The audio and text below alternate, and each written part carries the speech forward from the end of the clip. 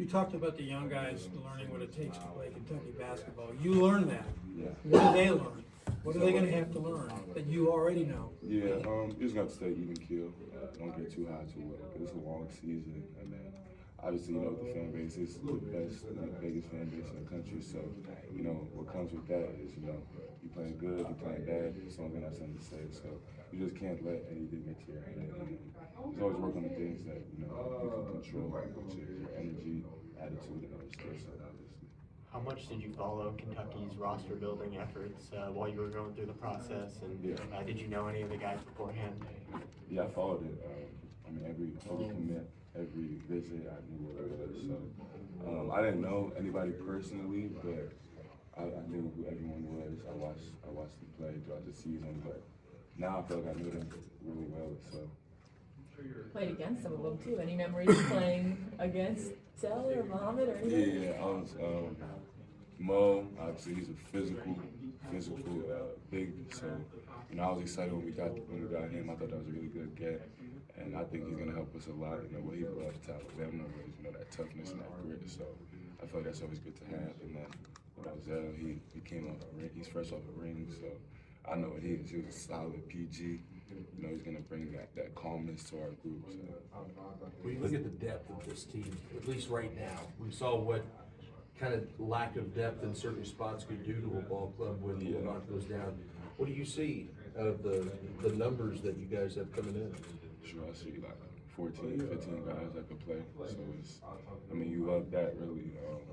We have multiple guys in each position. I feel like those are the teams that do best in March and just throughout the whole season because you can switch up lineups.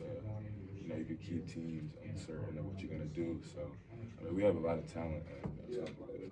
Coach has said year 1 to year 2 in his system, routinely players have really improved. What are you looking forward to when it comes to getting better in year 2 under Mark Pope? I'm excited. Just continuing to grow my game in this system. I remember him saying that he wanted to shoot like it was 35 threes a game, and we didn't get to that last year. So I know this year he's definitely gonna push that agenda. So for me, that just means shooting more. I'm excited for that, just to continue to better my game. And I feel like that'll help me at the next level too. What was the feedback you got from NBA teams about your three-point shot, whether it be volume or mechanics, or just what they want to see from you there? They really just wanted to see me take more because my percentage was good both years. It was just the volume, so they really just wanted to see me take more. And then in terms of mechanics, it's more of like if you're getting it off, it's fine, and I've been getting it off. So for me, I've been I was just thinking that everyone's gonna say, but now I'm ready to go back and work on the things that I'm doing. It's like you mentioned 2 or 3 days before your last workout, you kind of knew you were going to come back. Was there a moment or conversation where it hit you, okay, this is the move I'm going to make? No, not really. It was just, going through the process and then, just seeing and hearing where, teams will take you. And it's like, if I have one more year, I can just go back and improve that stock.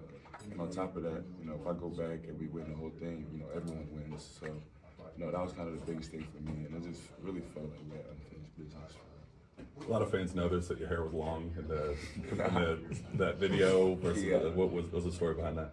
I want to say I came back from vacation, and 2 days after I started my pre-draft training, and our video guy, I don't think he's here anymore, so he wanted to just do one last little piece, and just in case, now I'm back, so I needed that video really, so it was good for him that he said we should just shoot one just in case.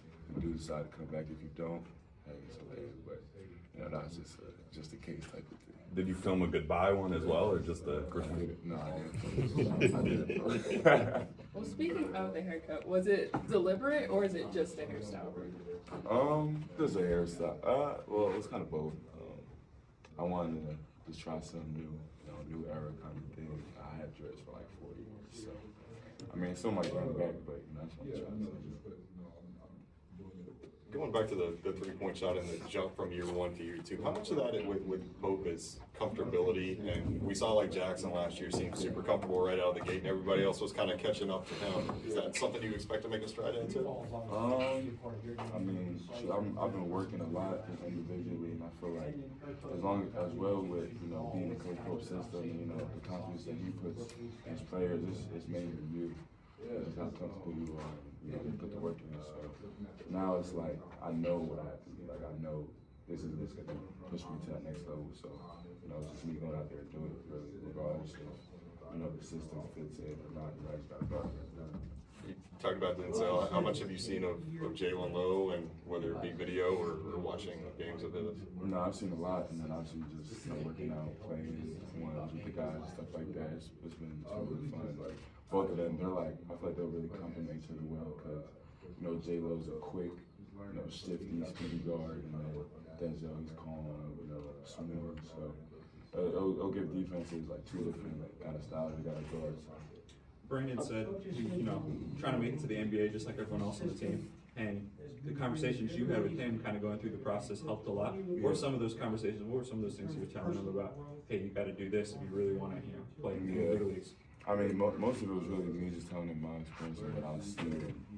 For him, it's, mentality-wise, you just got to be a pro. You always got to be going, like 100%. Workouts, rehab, recovery. It's like, you gotta take everything serious, and then on top of that, it's just just the will. If you want to get there, you gotta put in the work. And then there's so many guys who want to be in the league, so you gotta beat out those guys if you want to make it and stick. So it's really just the mentality aspect that we were talking about all summer. I was just saying, you've been asked about so many questions about what the feedback you got about where you need to improve, but where are the places they already said, hey, we really like what you've already shown. Yeah, my intensity, my motor, my ability to just rack up points just throughout the game, regardless of what it is, and obviously my defense. I got a lot of good praise for sure, but with that also you got to work on. So just got to continue to work my playmaking, shooting, all these things. Everyone said they like my game and like what I can bring to the table, but now it's just continue to better those things. I feel like you kind of step into Lamont's role as the leader and the voice of this team with all the experience that you have. I mean, yeah, Lamont was one of the leaders for sure. I'm definitely gonna have to be one of the leaders, but I'm gonna do it in my own way, really. So. How will your own way? Definitely be vocal, but also be a little intense. I feel like that's kind of my thing. Like I like talking a lot in terms of like smack and stuff like that. So it's gonna challenge people that really have that chip on their shoulder. How nice will it be to be playing with Mo instead of against Mo? Oh, it's gonna be lovely. I know what he brings, and I didn't like playing against him, if I'm being honest. So I know he's gonna have that same effect on other people on other teams. So it's gonna be great, and he's a good guy too. So what does he do that you don't like playing against that you're now glad other guys have put up with? So he's like he plays defense like me, but he's a 4/5 and he's big, so it's like I ain't to move his feet. It don't matter who he's like. He's a guard a 5'8" guard, a 6'10" guard, like a 6'10" big. It don't matter. He's gonna go out there and be a dog. So does he talk trash about him kind of being one of the main reasons your streak ended? But no, he didn't. But it's gonna come up. I already know. Obviously, a lot of new guys on the team really haven't got a chance to probably work out or practice with them yet. Yeah. What are maybe some of your early takeaways? Brandon said there's a lot of funny guys on the team, a little bit younger than last year, so there's a little bit more of that young energy. What are your maybe takeaways from just hanging out with the guys this weekend? Yeah, I'll say the same thing. We got a lot of characters, a lot of young guys who they're just excited to be here and it shows. So that's always fun because that's gonna show in the games and practice. And, you always just want to have fun too because it's basketball, it's a kid's sport, so you want to try and keep the innocence in it. Was working those camps fun for you this weekend? Yeah, always. Just coming back and obviously the love that they showed, it was great, and then just being able to just support them and. A lot of people they save like so much for this camp, and they're waiting for it and excited. So just being able to make that come true and just have good energy and positivity. Otega, you posted a quote saying you don't have to be extreme, just consistent. Can you talk about how you kind of stay grounded and consistent when you have such lofty expectations? Yeah, just going back to what got you where you are, just being simple. Like I said, a lot of times, people are always trying, elevate their game by doing more than what they need to do. But for me, I feel like simple always wins and consistency always wins. So that's kind of just the way I move. Talking about expectations, you got a national champion on the team, probably a lottery pick in Jaden, leading scorer in the SEC returning in yourself. What are your kind of expectations for this team? A lot of people are saying, I don't know, top 10, top 5, but what are your maybe expectations for yourself and the team? I mean, we have, like you said, we have a lot of guys who could get big accolades this year, so I feel like with that comes, national championship. And, I mean, we win the Natty, everyone's gonna get what they want, so that's the main thing. All those other accolades they'll come after, but, we win everyone. Otega, you guys have been able to make money through NIL now that House settlement's finalized. That's going to be another aspect into it. In what ways do you feel like money has changed college basketball? I mean, they paying us, so that's a great thing for sure. But I don't really be keeping up with like the settlement and stuff like that. I'm not, as long as we get paid, that's good for me. Anything extra, that's good. Do you feel like it changed? Did any dynamics in the locker room change? Anything like that? Like people pocket watching and stuff? Nah, because when I came into college, that's when NIL started, so that's what I'm used to, really. I mean, the guys I'm a senior now, so the guys after me, it's going to be the same thing. So, I mean, it hasn't really changed nothing for me. Do people talk about it? Like, talk about how much they're making or what they're getting from certain... In the locker room? Yeah, or anywhere, just in casual conversation. I mean, shoot, they probably talk about what they're paying me. Yeah, but amongst, yeah. Nah, I feel like that's something you want to keep to yourself, really. Well, what about, like, did you see what they said he signed for? You know what I mean? Yeah, I mean, there's stuff always on social media that you see, and I mean, you can't always believe social media, but nah, if I'm being honest, really don't talk about it, because it's a weird conversation to have, like, how much you make, like, it's kind of strange, so we just stay away from that topic. The hoops. I think it was reported that this Kentucky team is somewhere near 20 million. Do you think that's an accurate number? I saw that. I don't know. I feel like it could be. A lot of other teams, I'm seeing like similar things, so it could be. I really don't know. I'll tell you what made you switch it up. Do ever, man. Just gotta try something new. I might jump a little higher now, be a little faster. We'll see. How long did it take you to grow those out? Like 3.5, 4 years. But, I still got them actually. They never going away. Those are my babies. I gotta change it up. Otega, obviously it's not as common to be around the same guys for years and years and years now, just with the transfer portal and everything else. And I know you want each guy to make their own decision, but did you talk much with BG or Trent or even of course Travis about, hey, maybe we could come back and run this back, or did you try to let them do their own thing? I definitely, me and BG was talking every single day. Trent, I kind of knew what his situation was, and then Travis, I didn't really know, but Travis, you got to do what you got to do. Same thing that we did. We transferred into Kentucky, and you just got to find your home where you fit. But I was definitely keeping up with those guys. Colin, he had a busy off season, but just trying to keep up with them, and then running back obviously. Those guys I feel like they could make a really big jump this year. So I'm really excited, especially BG. He's putting on some muscle, and I feel like his mentality is definitely grown for the better. How you doing, man? Good, how you doing? Great. Go pick this up. No.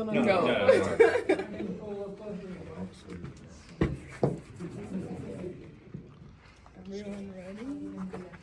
All right, so obviously you're coming in, you're one of the leaders. Just talk about coming in this year, having a year under Pope, and how it feels coming in this season. Yeah, just having a year under him, learning how he does things around here, how he coaches and stuff like that. I feel like I got a good feel for it, so I can teach the incoming guys coming in how things work around here, so I think it was good for me. We saw you leading some things at camp, whether it be introductions or maybe a dance routine or two. Are you doing that yourself, or are you feeling some of that pressure from Coach Pope? Kind of talk about that leadership a little bit more. Yeah, so it's just something me and Coach Pope talked about right after the season. Something that I want to do that he can't make me do it. So obviously just doing small things like that just to help move that direction, I'll say. So I say it's really just me and him, obviously, but really just me. And obviously another leader on the team was the guy over there. How nice was it to know that when he was coming back, and kind of talk us through your reaction when you found out the news? Yeah, so we've been talking all summer and stuff, and he been keeping it just to him and his family and stuff. But I was just hoping he came back, obviously. But if he didn't, then I was gonna be proud of him either way. But when he told me he was coming back, super excited. We was texting about it, but just excited to be able to play another year with him. When did he tell you he was coming back in relations, like when he actually announced it? Yeah, I think it was like a day or a couple days before. I think we got on the phone or something, just chat about it.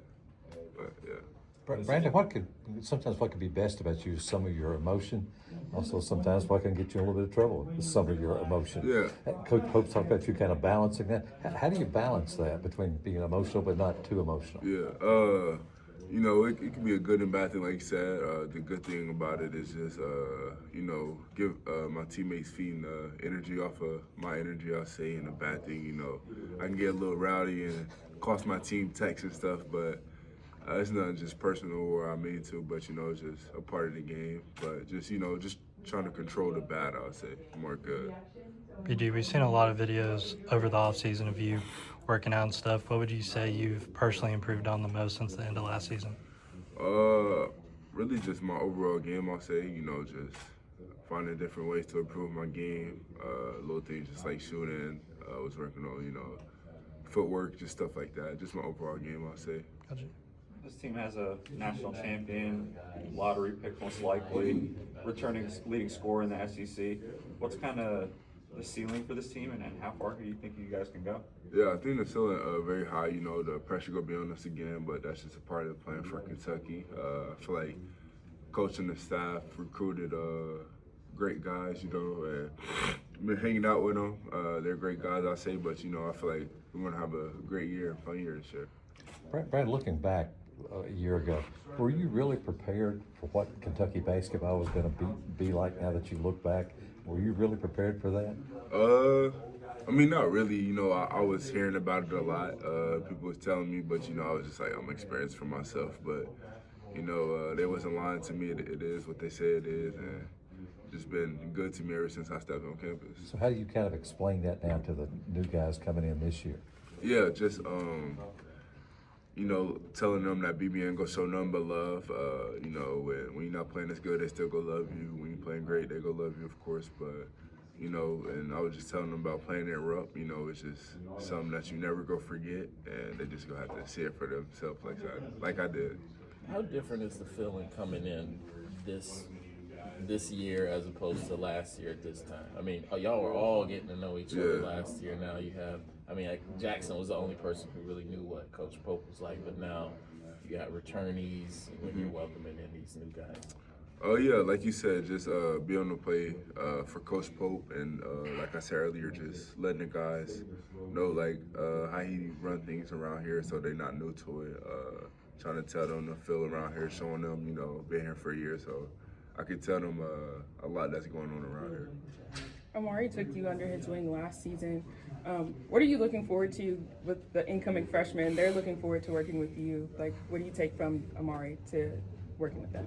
Yeah, just, you know, he showed me a lot of things just because he played college basketball for a while, so just teaching me all the little things and all the things about college basketball. So just, you know, pouring it down to them, the things I learned from him, you know, just giving it to them. You talked about chopping it up with some of the new guys. Obviously, you guys haven't really hit the court yet, but what are maybe some of your quick takeaways from some of the new guys? Anyone stand out? And who's the funniest of the new group? I feel like we got a lot of funny dudes on the team.